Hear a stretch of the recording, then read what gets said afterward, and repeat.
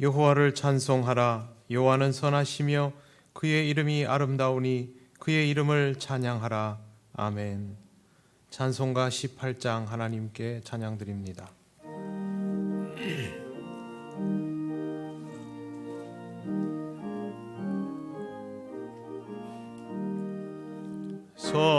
성도들아 찬양하자. 하나님께 찬양하자. 천지 만물 창조하신 그 놀라운 능력을 우리 함께 소리 높여 하나님께 찬양하자. 영원하신 창조주를 우리 모두 찬양하자. 성도들아 감사하자. 하나님께 감사하자. 모든 죄인 구원하신 그 놀라운 은혜를 우리 함께 기뻐하며 하나님께 감사하자. 자비하신 구세주께 우리 모두 감사하자. 성도들아 찬양하자. 하나님께 찬양하자. 하늘나라 영화로운 그 놀라운 영광을 우리 함께 큰 소리로 하나님께 찬양하자. 천국 영광 찬란함을 우리 모두 찬양하자. 아멘. 성시교독 63번입니다.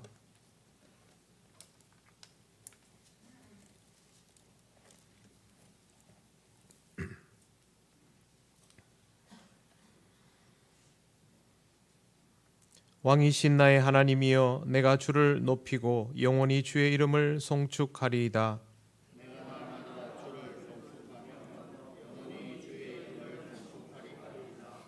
여호와는 위대하시니 크게 찬양할 것이라. 그의 위대하심을 측량하지 못하리로다.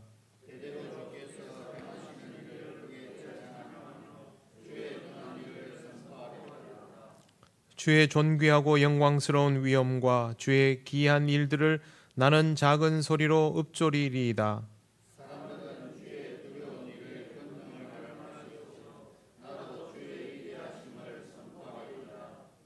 그들이 주의 크신 은혜를 기념하여 말하며 주의 의를 노래하리이다.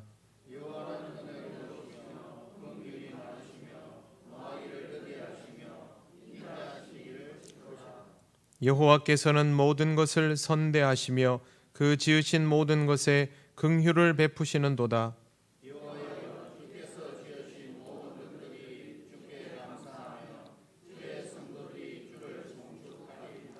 아멘. 나는 전능하신 아버지 하나님 천지의 창조주를 믿습니다. 나는 그의 유일하신 아들 우리 주 예수 그리스도를 믿습니다. 그는 성령으로 잉태되어 동정녀 마리아에게서 나시고 본디오 빌라도에게 고난을 받아 십자가에 못 박혀 죽으시고 장사된 지 사흘 만에 죽은 자 가운데서 다시 살아나셨으며 하늘에 오르시어 전능하신 아버지 하나님 우편에 앉아 계시다가 거기로부터 살아있는 자와 죽은 자를 심판하러 오십니다. 나는 성령을 믿으며 거룩한 공교회와 성도의 교제와 죄를 용서받는 것과 몸의 부활과 영생을 믿습니다. 아멘. 찬송가 28장 하나님께 찬양드립니다.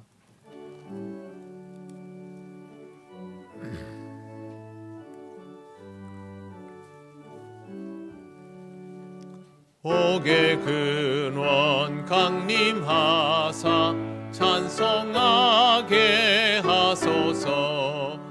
한량 없이 자비하심 측량할 길 없도다. 천사들의 찬송가를 내게 가르치소서. 구속하신 그 사랑을 항상 찬송합니다. 주의 크신 도움받아 이때까지 왔으니 이와 같이 천국에도 이르기를 바라네. 하나님의 품을 떠나 죄에 빠진 우리를 예수 구원하시려고 보혈 흘려주셨네. 주의 귀한 은혜 받고 일생 빚진 자 되네. 주의 은혜 사슬 되사 나를 주께 매소서. 우리 마음은 연약하여 범죄하기 쉬우니 하나님이 받으시고 천국인을 치소서. 아멘.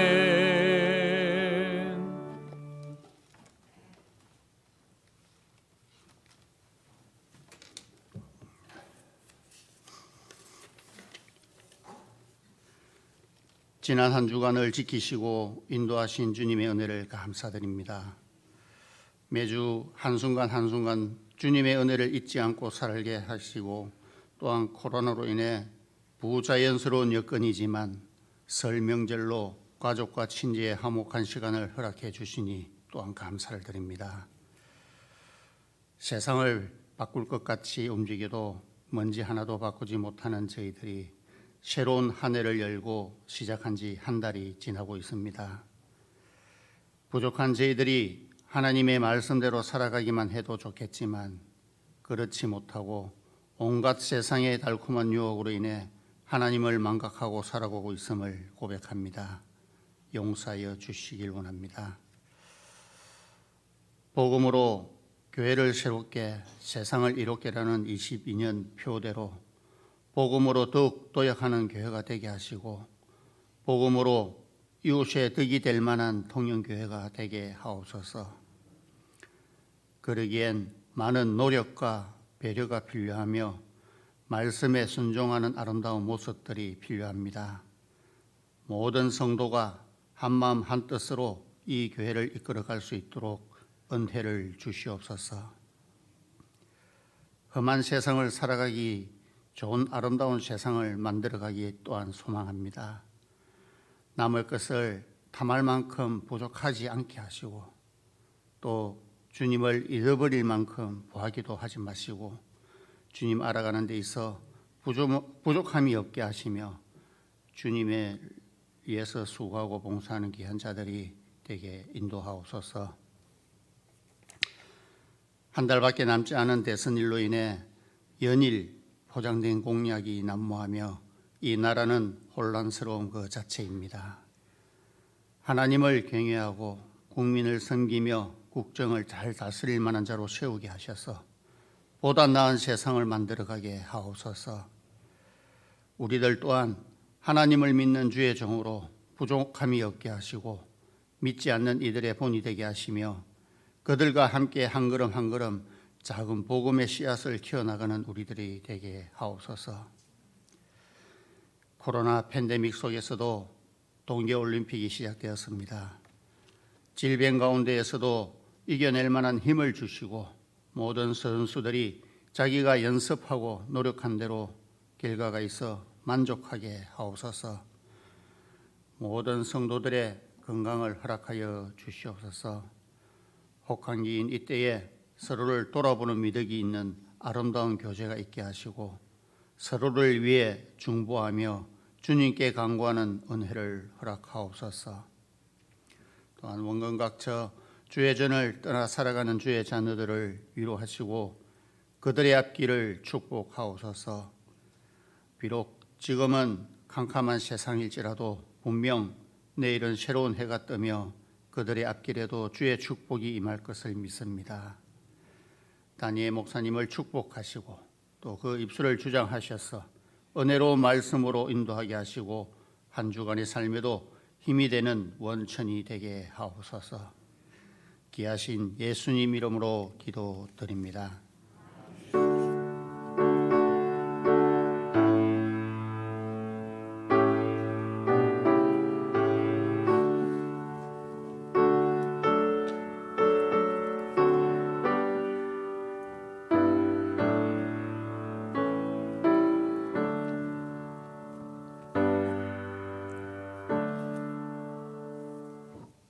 하나님 말씀 요한복음 5장 20절에서 29절입니다. 이 말씀은 신약성경 150쪽에 있습니다.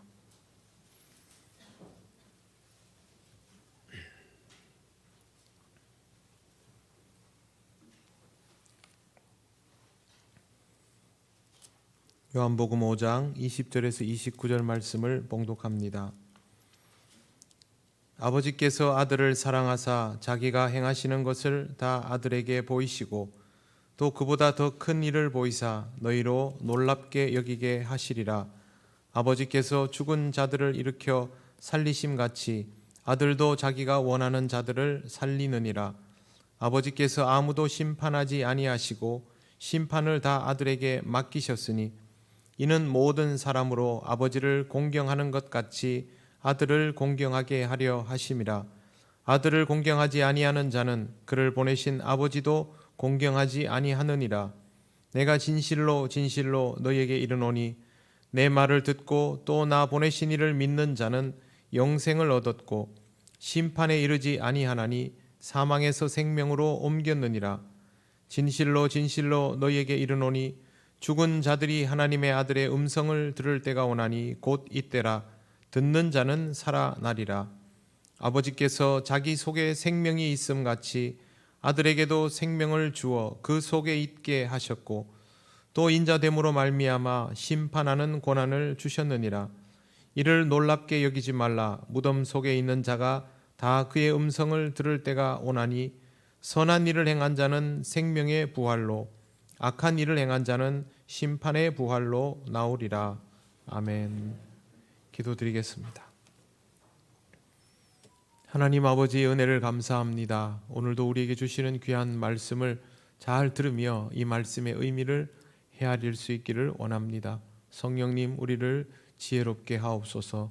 예수님 이름으로 기도드립니다. 아멘. 네, 지금 우리는 주현절을 지나고 있습니다. 3월이 되면 사순절에 접어듭니다. 주현절은 주님의 나타나심에 대해서 깊이 묵상할 필요가 있는 기간이다라고 전교인 새벽 예배 때도 말씀을 드렸는데 마침 우리가 읽어오던 요한복음 말씀이 예수님에 대한 이해를 돕기에 더없이 좋기 때문에 요즘 계속해서 이 말씀을 보고 있습니다. 조금 어렵더라도 여러분께서 이 말씀을 들으며 조금씩 이해의 지경을 넓혀가시기를 바랍니다. 누구보다 일찍 등교하고 누구보다 늦게 하교하며 항상 책상 앞에 책을 펴고 열심히 공부하는 모습을 가지고 있고 친구들과 장난 한번 치지 않고 수업에 열중하는 아이가 있었습니다.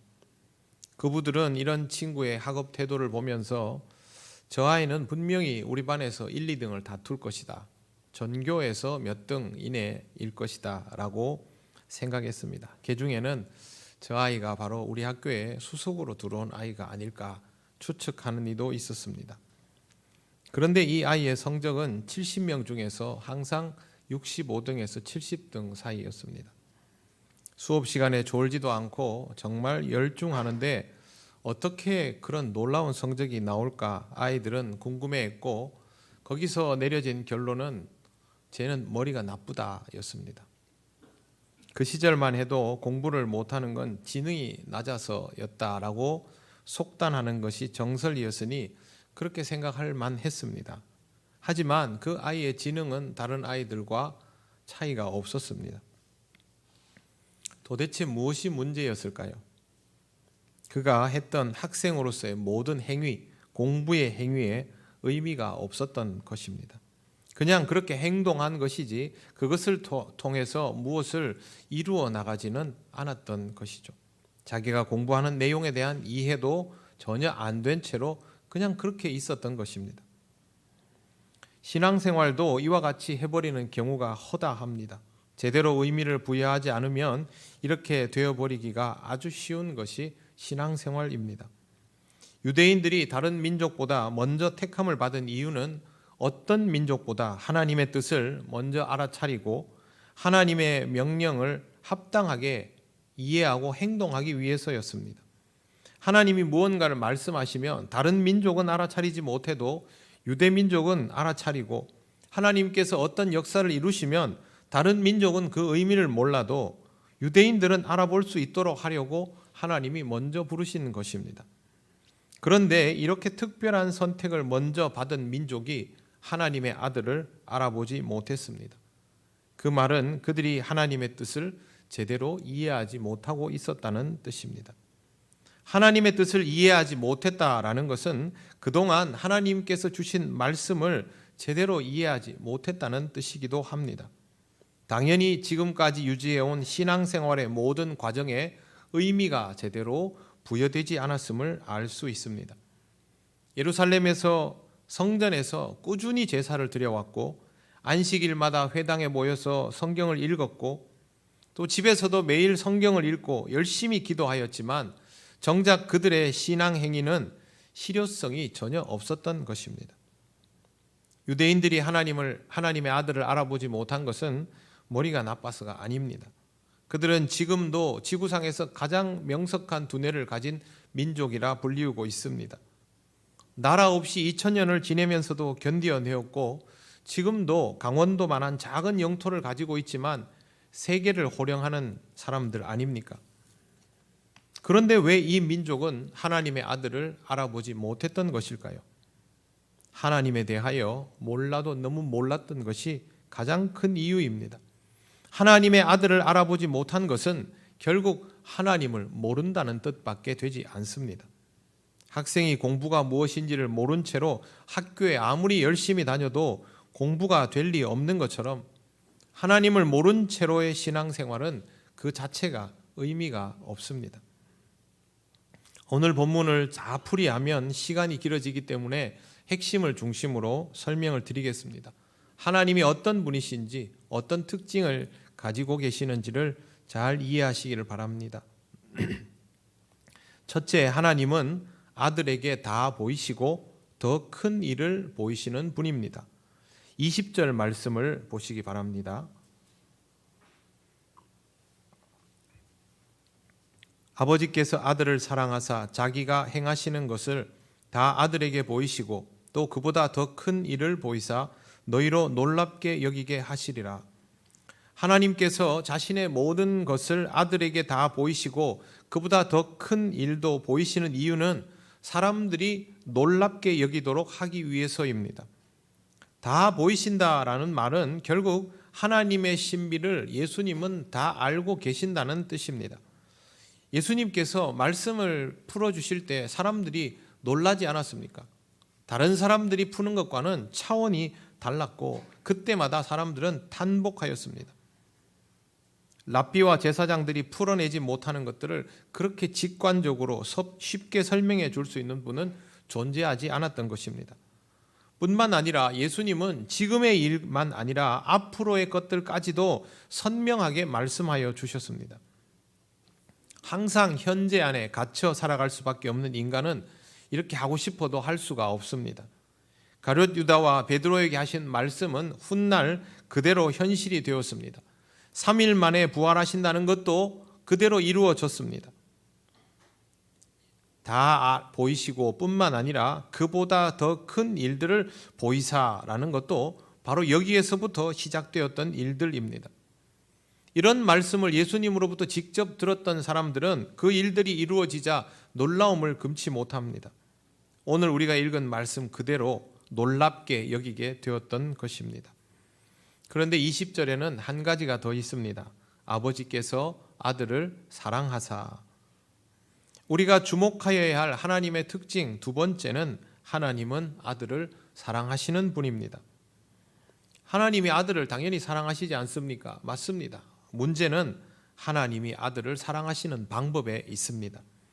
우리는 아들을 사랑하면 아끼고 보호할 것이라고 생각하지만 하나님은 사랑하는 아들과 자신의 모든 것을 공유함으로 아들에 대한 사랑을 표현하십니다. 그래서 다 보이시고 더 큰 일도 보여주신 것입니다. 이뿐만 아닙니다. 이후의 말씀을 읽어보면 하나님은 하나님의 모든 것을 아들과 공유하실 뿐만 아니라 이양해 주십니다. 아들에게 그 권한을 넘겨주십니다. 이렇게 하시는 이유는 하나님의 아들이 이 땅에서 하나님답도록 하기 위해서입니다. 결국 이 말은 이 땅에서 예수님이 메시아일 뿐만 아니라 하나님인 것이 드러나도록 하기 위해서 하나님이 이렇게 일하신다는 것이죠. 이것이 바로 하나님의 사랑법입니다. 알고 보면 하나도 놀라울 것이 없죠. 왜? 하나님께서 우리를 사랑하시는 방법도 이와 똑같기 때문에 낯설 것은 없습니다. 일전에 새벽기도 시간에 베드로전서 2장 9절 말씀을 함께 읽은 적이 있습니다. 거기에 이런 내용이 있습니다. 오직 너희는 택하신 족속이요 왕같은 제사장들이요 거룩한 나라요 그의 소유된 백성이니. 하나님은 우리의 자격이 여기에 합당한가 아닌가를 보시지 않고 우리를 여기에 합당한 사람들로 만들어 가시지 않습니까? 그것이 바로 하나님의 사랑법입니다. 하나님은 아들을 보호하시는 것이 아니라 하나님의 아들답게 하시는 것으로 하나님의 아들을 사랑하십니다. 하나님께서 우리를 사랑하시는 방법도 우리를 보호하시는 것이 아니라 우리를 하나님의 자녀답게 하심으로 사랑하십니다. 우리에게 하나님의 신비를 알게 하시고 장래의 일을 보게 하시며 우리를 통하여 사람들이 놀랄 수밖에 없도록 역사하십니다. 그러니 우리는 이 세상에서 하나님의 특별한 보호와 인도를 받으려고 몸부림칠 것이 아니라 하나님의 아들, 하나님의 딸다우려고 해야 합니다. 하나님께서 신비를 말씀하여 주시면 그 신비를 깨닫고 선포하고 장래의 일을 말씀하여 주시면 그 장래의 일들을 깨닫고 선포하며 먼저 준비해야 합니다. 어떠십니까? 여러분은 하나님의 신비에 주목하면서 살아가십니까? 하나님의 말씀을 주시면 이 말씀의 의미가 무엇일까? 이것을 내 생활에 어떻게 적용하면 내가 지혜로운 그리스도인으로 살아갈 수 있을까? 이런 거 고민하고 묵상하면서 살아가십니까? 오늘 우리가 경험하는 희대 현상 너머에는 어떠한 일들이 있을지에 대하여 하나님께 묻고 들으면서 살아가십니까? 코로나 대응 방식이 새로운 국면에 접어들고 있습니다. 우리 그리스도인들은 앞으로 어떻게 해야 할까요? 하나님은 이미 말씀하여 주셨습니다. 우리에게 다가올 일들을 말씀하여 주시지 않는 분이 아닙니다. 그러면 우리는 그 말씀을 듣고 답을 제대로 알고 있을까요? 얼마나 잘 이해하고 있을까요? 잘 모르겠다 하면 우리에게 굉장히 심각한 상황입니다. 결코 가볍게 넘길 문제가 아닙니다. 온통 이 세상에 먹고 사는 문제들만 집중되어 있다 보니 이런 것들을 다 놓치고 하나님의 사랑 속에 거하기를 원하는 우리 그리스도인들마저도 이렇게 살아가고 있으니 사실은 이게 정말 큰 위기입니다. 지금 이 시대를 살아가며 첨단 기기를 사용하는 인간이 동물과 과연 무엇이 다를까를 잘 생각해 보시길 바랍니다. 그래도 지구상에서 가장 선진국들이 모여있다 하면 유럽연합을 들 수 있습니다. 제일 먼저 원자력이 친환경적이지 않다고 문제를 제기하던 유럽연합이 오늘 보도에 의하면 원자력을 당분간 그린 에너지로 인정하기로 했다라고 발표를 합니다. 자기들 스스로 손바닥 뒤집듯이 뒤집은 것입니다. 이제 전 세계가 원자력에 대해서 춤을 추겠죠. 원자력이 정말 친환경 에너지입니까? 그렇지 않습니다. 아닌 거 온 세상이 다 알지만 어쩔 수 없지 않느냐. 이게 사람입니다. 과연 우리가 우리들의 모습 그대로 우리의 본능에 충실한 대로만 살아도 하나님의 자녀다움을 지켜낼 수 있을까요? 우리는 좀 더 깊이 고민할 필요가 있습니다. 하나님은 아들을 사랑하시고 우리를 사랑하십니다. 그리고 그 방법은 똑같습니다. 하나님의 방법에 다시 한번 주목하시면서 여러분의 삶을 환기해야 할 때가 되었습니다. 세 번째, 하나님은 사람들로 하여금 아버지를 대하듯 아들을 대하게 하시는 분입니다. 23절을 보시기 바랍니다.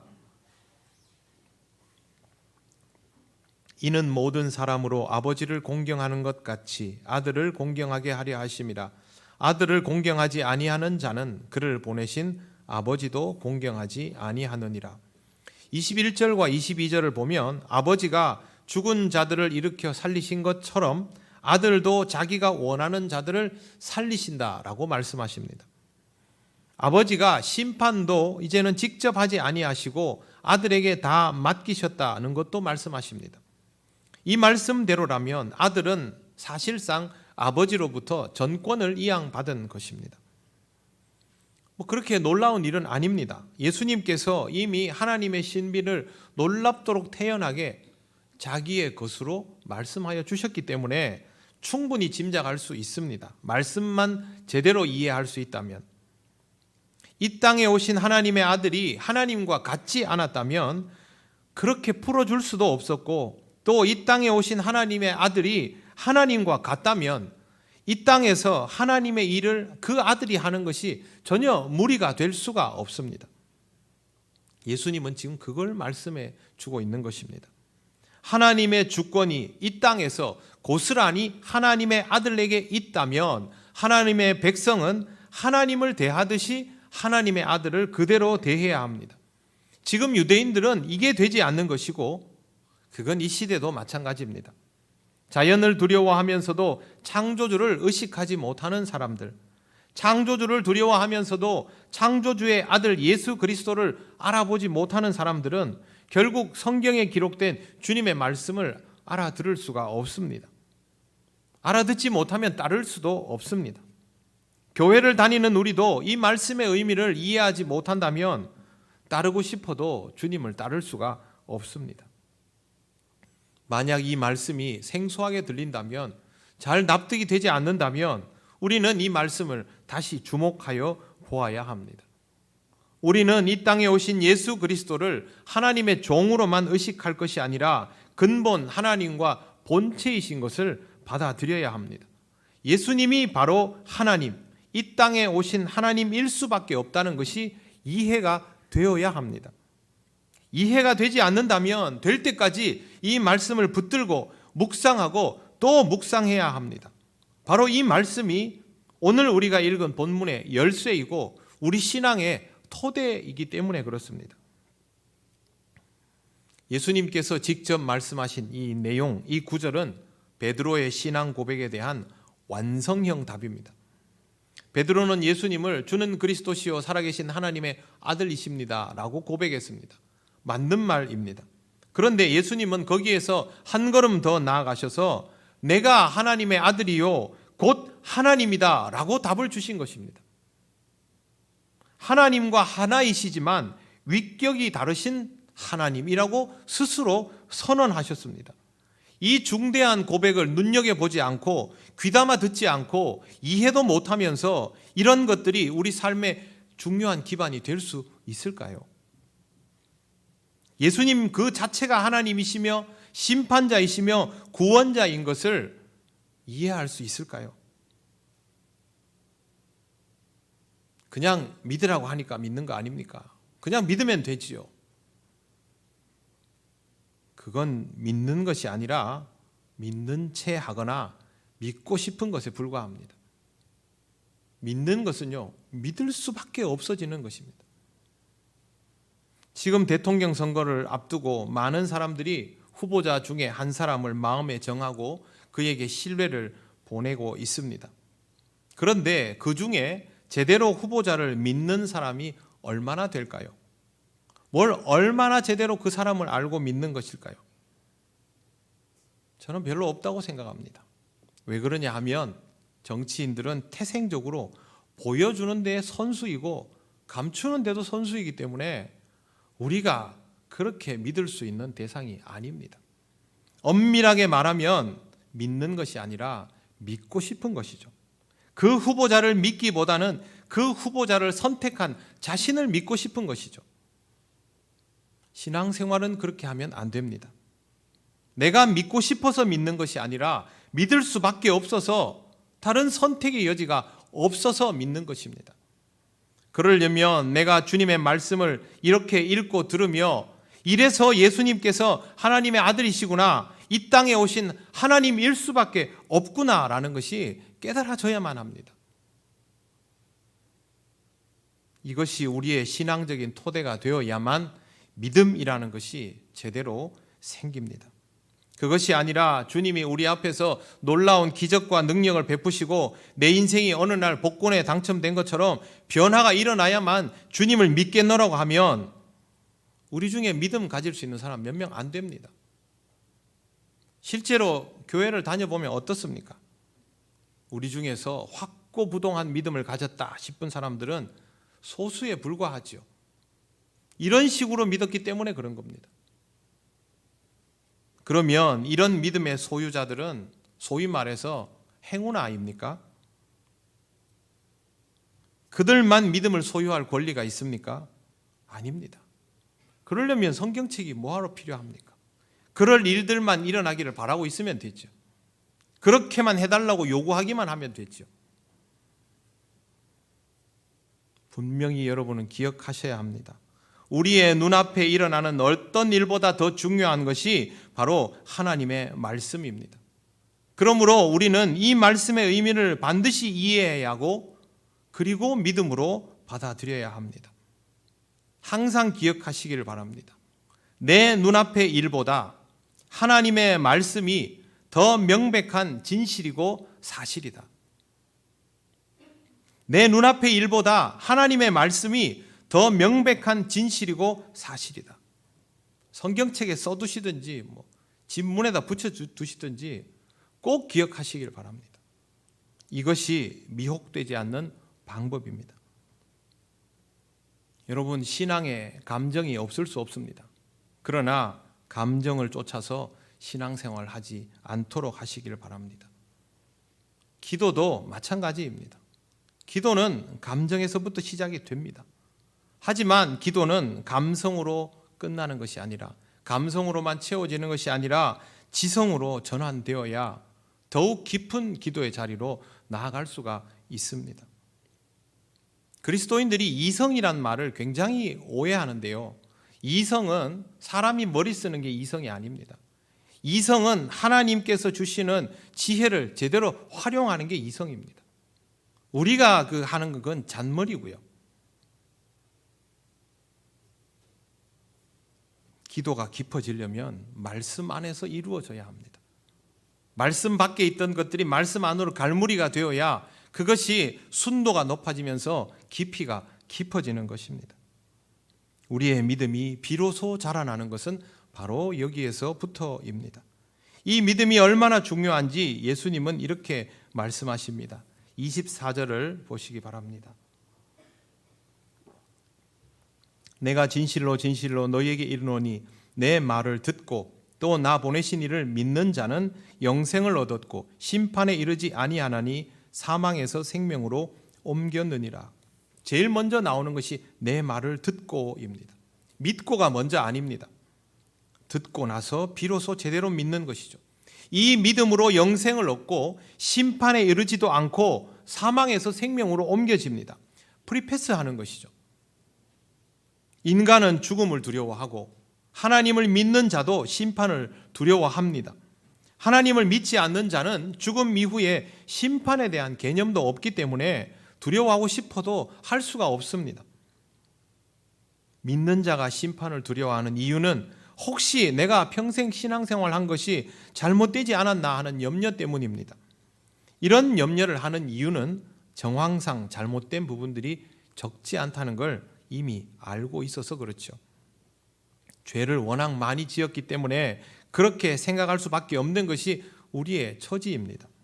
하지만 이 모든 것의 근본적인 문제는 약점투성이인 우리가 부지불식간에 저지르는 잘못에 있는 것이 아니라 하나님을 얼마나 제대로 신뢰하는가의 현재에 있습니다.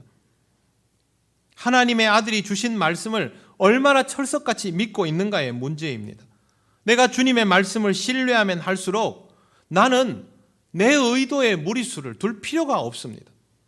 나는 어차피 부족하니까 주님의 말씀을 그대로 따르겠다라는 생각만 하면 우리는 우리가 저지를 수 있는 온갖 가능성들을 줄여나갈 수밖에 없는 것이고, 그럼에도 불구하고 무언가 부족함이 드러나도 지금 내가 주님을 따라가며 동행을 하고 있기에 나는 그 즉시로 교정받는 인생인 것입니다. 그래서 주의 말씀을 듣고 주를 믿는 자는 별도의 검증이 필요하지 않은 프리패스를 받는 겁니다.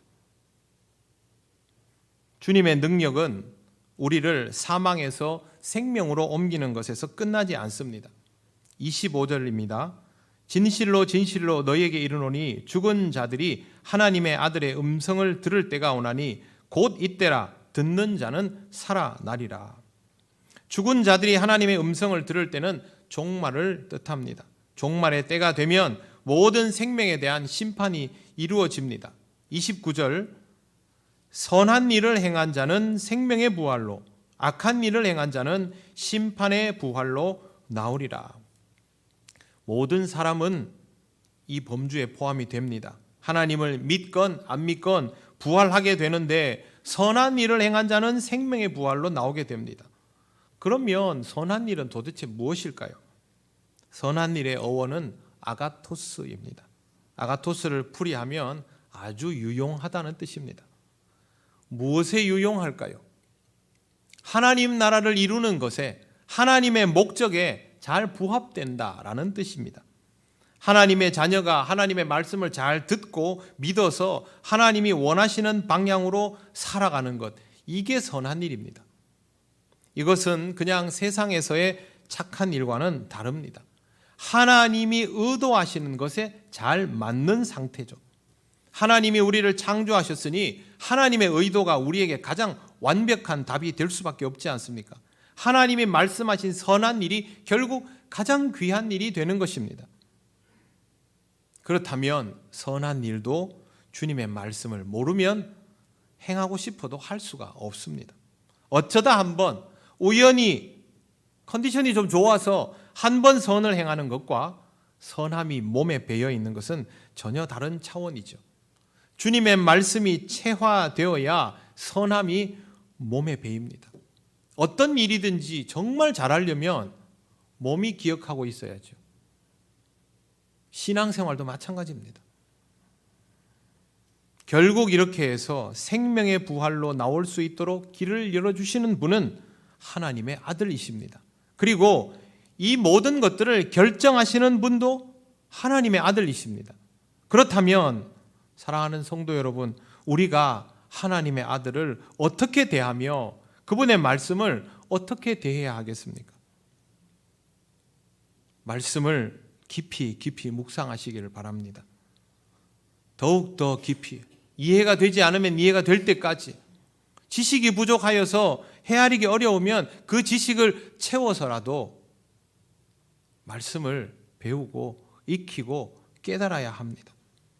하나님을 만나기 전에 어리석음과 무지는 하나님에게 긍휼의 대상이지만 하나님의 아들을 만나고 나서도 여전히 어리석음과 무지는 긍휼의 대상이 아니라 심판의 대상입니다. 유대인들은 율법으로 무장하고도 하나님의 아들을 몰라보았고, 한국 교회는 그동안 그토록 뜨겁고 열광적이면서도 여전히 하나님의 아들과 많이 멀어져 있습니다. 우리나라 사람들처럼 감성적으로 신앙생활을 하는 사람도 없습니다. 신앙이 여전히 뜨거운데 처음 믿었을 때보다 조금 더 자라나지 않은 채로 그런 사람들이 대다수입니다. 어떻게 이렇게 안 자라날 수가 있습니까? 여러분 아직도 감정으로 신앙생활 하십니까? 처음 믿었을 때 그 뜨거움만 가지고 평생을 그거 붙들고 살아가려고 하십니까? 주님은 그렇게 살아라고 말씀하신 적이 없습니다. 주님은 내 말을 듣고 내 말을 믿으라, 그렇게 말씀하셨습니다. 감정만으로는 믿음이 자라나지 않으며 하나님의 아들을 제대로 헤아릴 수가 없습니다. 믿음은 뜨거운 가슴과 차가운 지성이 함께 어우러질 때에 제대로 성장하는 법입니다. 우리는 이런 거 다 골치 아프니까 목사님이 성경 어려운 거 설명 다 해주시면 뭘 해야 될지만 딱 알아서 열심히 살면 되지 않겠습니까? 그건 여러분들이 하는 게 아닙니다. 그건 설교자가 해준 것이죠. 여러분은 그 말씀을 듣고 다시 한번 고민하고 또 고민해야 됩니다. 이 말씀과 내 삶의 간격이 이만큼 벌어져 있는데 이걸 메우려면 내가 얼마나 하나님 앞에 더 많이 엎드려야 되나, 그걸 생각해야죠. 그래야 그 말씀이 여러분 안에 녹아내리면서 여러분의 말씀이 되는 것입니다. 믿음은 그때 성장합니다. 그때 함께 하시는 하나님의 아들 예수 그리스도를 깊이 만나며 믿음은 더욱 구체화되는 것입니다. 내가 잘 믿고 싶어서 믿는다, 그런 생각하지 마십시오. 하나님의 아들이 내게 역사하셔서 내가 믿을 수밖에 없어서 그렇게 믿는다, 이 사실을 꼭 깨달으시기를 바랍니다. 하나님의 아들이 하시는 말씀을 반드시 이해하시고 부족하다 싶으면 이 말씀을 더 공부하시고 깨달아지지 않는다면 더욱 깊은 기도로 나아가셔서 끝내는 이것을 믿음으로 받아들이며 아름다운 영적 성장을 이루어 가시기를 바랍니다. 하나님께서 여러분이 자라도록 역사하여 주실 것입니다. 기도드리겠습니다. 하나님 은혜를 감사합니다. 참 편하게 예수를 믿다 보니 우리의 삶이 조금의 어려움에도 쉽게 흔들리며 메말라가는 것을 절실하게 경험합니다. 하나님의 아들 예수 그리스도가 하나님이시라는 것을 믿지 못하는 어리석고 작은 수준에서 벗어나게 하시고 말씀을 더욱 깊이 들으며 우리의 삶에 녹여가며 하나님의 아들 예수 그리스도의 실체를 제대로 믿고 받아들이는 성숙한 신앙이 되게 하여 주시옵소서. 우리와 함께하여 주셔서 우리로 하여금 이런 깨달음이 있도록 인도하여 주실 줄 믿사오며 예수님 이름으로 기도드립니다. 아멘. 찬송가 41장 찬양하시며 봉헌하시겠습니다.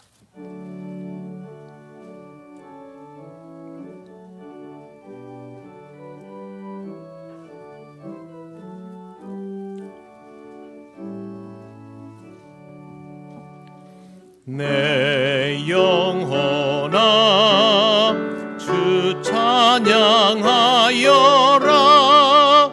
온 뜻과 정성을 다 모아서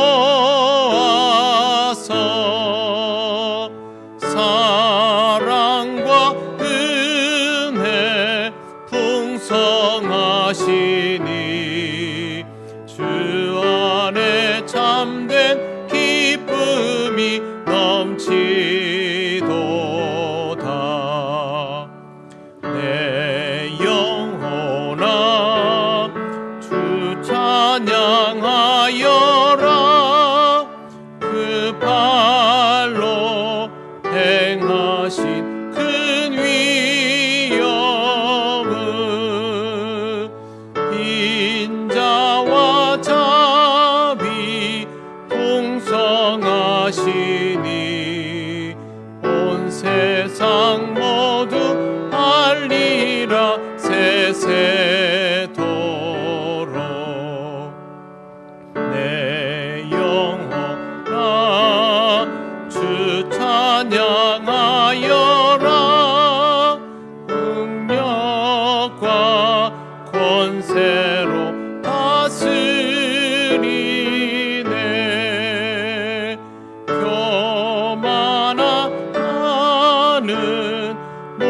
친히 지시고 이 낮고 천한 백성들 높이시네. 내 영혼아 주 찬양하여라. 하나님 약속은 늘 신실해. 온 세상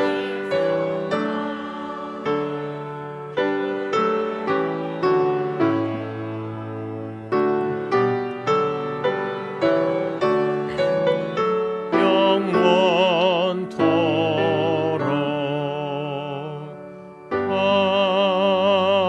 아멘.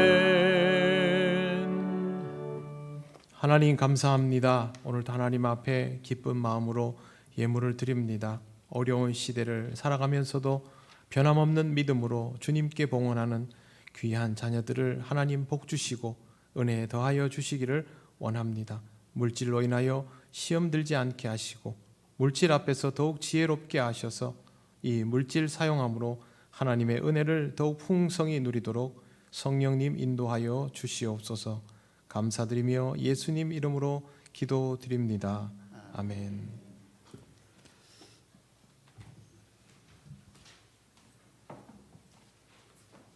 교회 소식 알려드립니다. 예배에 나오신 모든 분들을 환영합니다. 처음 오신 분은 새가족부의 안내를 받으시기 바랍니다. 모임입니다. 장학회 정기 모임이 다음 주일 2부 예배 후 1교육관에서 있습니다. 교육부 회의 다음 주일 2부 예배 후에 본당에서 있습니다. 안내입니다. 결혼 김채원 청년, 김강옥 집사님과 김두선 집사님의 장녀입니다. 일시는 2월 19일 토요일 오전 11시, 장소는 정량동 컨벤션 웨딩홀입니다. 많이 축하해 주시기를 바랍니다. 두 번째 2월 안내위원 1부 이영실 집사님, 2부 설교 이영순 집사님, 그리고 새가족 영접은 신기자 근사님입니다. 2월 함께 나눌 기도 제목 그리고 좋은 습관 가지기 캠페인은 주보를 참고해 주시기를 바랍니다. 이상입니다.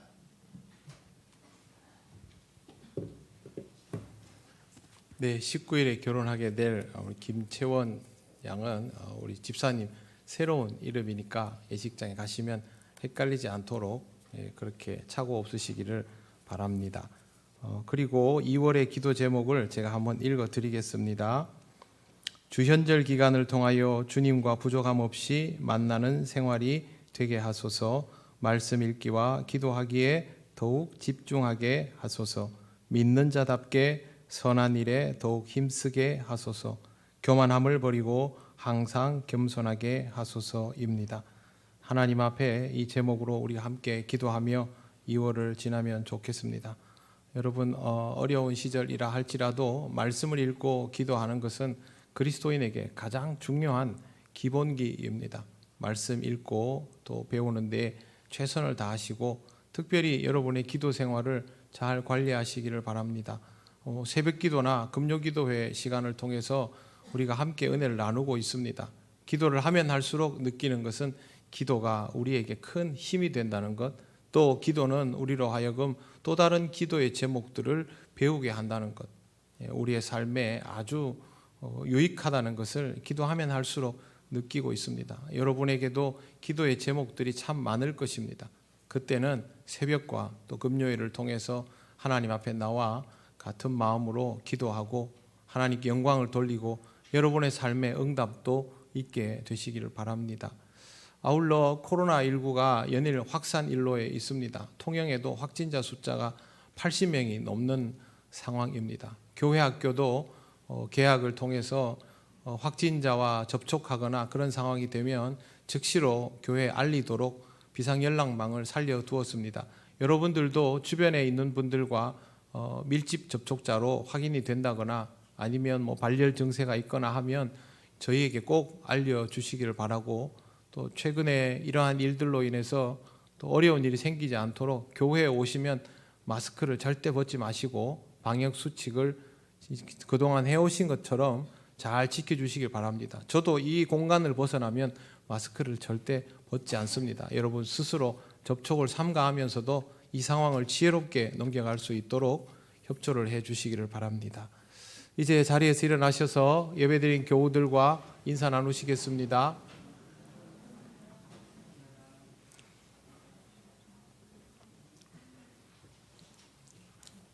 찬송가 635장 주기도문 찬양 드립니다.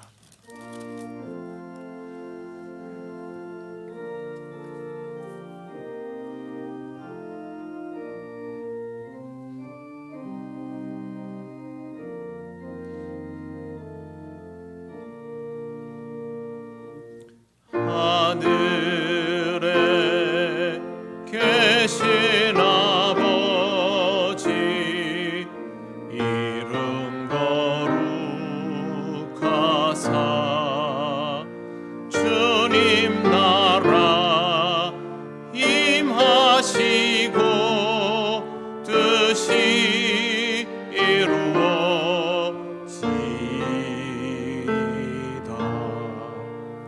일용할 양식 주시고 우리들의 큰 죄 다 용서하옵시고 또 시험에 들게 마시고 악에서 구원하소서. 대개 주의 나라 주의 권세 주의 영광 영원히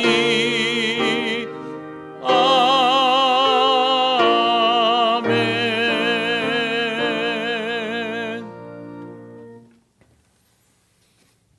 우리 주 예수 그리스도의 크신 은혜와 하나님 아버지의 놀라우신 사랑과 성령님의 교통하시고 인도하여 주심이 이 땅에 오신 하나님의 아들을 하나님으로 온전히 믿으며 더욱더 성장하는 믿음으로 하나님께 영광 돌리기를 원하는 이 시간 예배하는 권속들 위해 영원토록 함께 하시기를 간절히 축원하옵나이다. 아멘.